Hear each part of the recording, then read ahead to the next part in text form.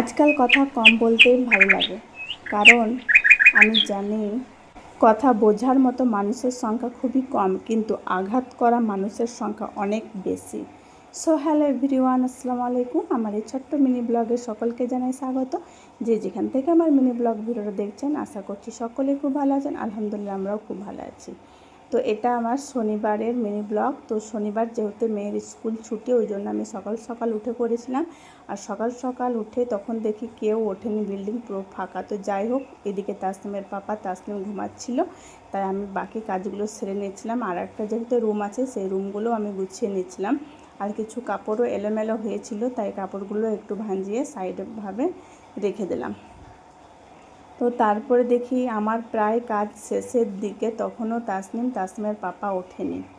তো ভাবলাম যে কিছু কাপড়ও কাচতে হবে, তাহলে আমি ওদের ওঠার আগে কাপড়গুলোও কেচে নিই, আর এদিকে রান্নাও চাপিয়ে দিই। তো দেখতে পাচ্ছেন, এখন আমি কেটেছি লাউ দিয়ে আজকে মাছ রান্না করব। তো ফাইনালি আমার রান্নাও কমপ্লিট। লাউ দিয়ে মাছ রান্না করেছিলাম। তো তারপরে আমি বোতলে জল ভরে নিয়েছিলাম, যেহেতু তাসনিমের পাপা ওঠার পরে জল খায়, খালি পেটে তাসনিমও খায়, তো ওই জন্য আমি জলগুলো ভরে নিয়েছিলাম। তারপরেও দেখি এখনও ওরা উঠছে না। তখন বাজে মোটামুটি 8টা। তো ওইদিকে আমি রান্না চাপিয়ে দিয়েছিলাম। চাপিয়ে দেওয়ার পর যে বলেছিলাম কাপড় কাচতে হবে, তো ওই জন্য আমি কাপড়গুলোও কেচে নিয়েছিলাম, দেখতেই পাচ্ছেন।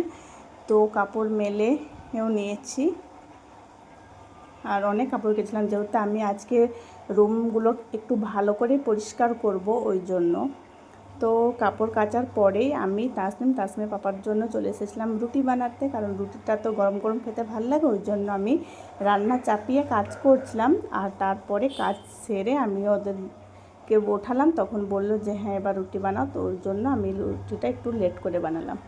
তো আর বললাম যে রুটির জন্য কিছু সবজি করতে হবে, তো বলল যে না, এটা দিয়ে খেয়ে নেবো। ওই জন্য আমি আর কোনো এক্সট্রা সবজি করিনি।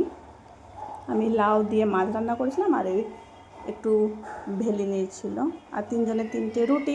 তো তারপরে তাসনিমের পাপা অফিস চলে গেল, আর আমি আরও বাকি কাজগুলো করতে লাগলাম। যেহেতু বলেছিলাম যে মেয়ের স্কুল ছুটি, ওই জন্য আজকে আমাকে পুরো ঝুল ঝাড়তে হবে, ফ্যানগুলো মুছতে হবে। তো ফ্যানগুলো তো সব সময় মোছা হয় না, কোনো একটা দিন বের করে সমস্ত কাজগুলো করতে হয়। তো তাই আমি আজকে করেছি, যেহেতু মেয়ের স্কুল নেই। আর স্কুল থাকলে আমার সমস্ত কাজগুলো একটু তাড়াতাড়ি করতে হয়, তাই এক্সট্রার কাজ করা হয়ে ওঠে না। তো এরপর আমি চলে গেলাম টেবিল যে ঢেকে রেখেছি, এটা তাসনিম চারিপাশটায় কেটে কেটে রেখে দিয়েছে। তো আমি ভাবলাম যে কেটে কেটে রাখাগুলো আমি একটু সমান করে কেটে দিই, তাহলে দেখতে হয়তো নিশ্চয়ই ভালো লাগবে। তো হ্যাঁ, একটু হলেও ভালো লাগছিল। তো এরপরে আমি যেহেতু সমস্ত কাজ সেরে, তো এই কাজটা সেরে আমি চলে এসেছিলাম আবার কিচেন রুমে, যেহেতু কিচেন রুমে অনেক থালা বাসন এঁটো হয়েছিল, সেগুলো আমাকে ধুতে হবে। তো সেগুলো আমি ধুয়ে তারপরে চলে এলাম রুম পরিষ্কার করতে।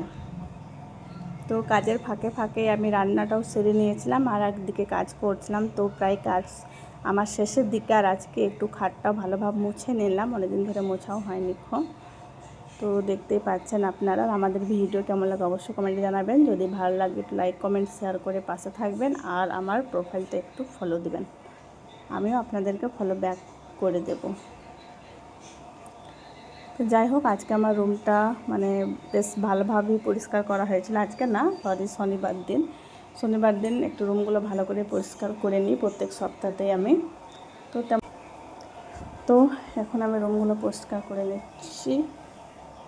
এরপর রুমটা মুছে নিলাম। তারপরে আমি কিচেন রুমে এসে গ্যাসগুলোও একটু মোছামুছি করে নিলাম, যেহেতু রান্নার শেষের দিকে প্রায় হয়ে গিয়েছিল রান্না, ওই জন্য আমি গ্যাসটা মুছে নিলাম। এরপরে আমি যেটা মানে রোজ খাওয়ার টাইমে বিছাই, সেটা একটু নোংরা হয়েছিল, তাই ভাবলাম এটাকেও কেচে দিই। তাই এটা আমি লাস্টে কেচে দিয়েছিলাম, আর পা মোছাগুলোও একটু পরিষ্কার করে নিয়েছিলাম।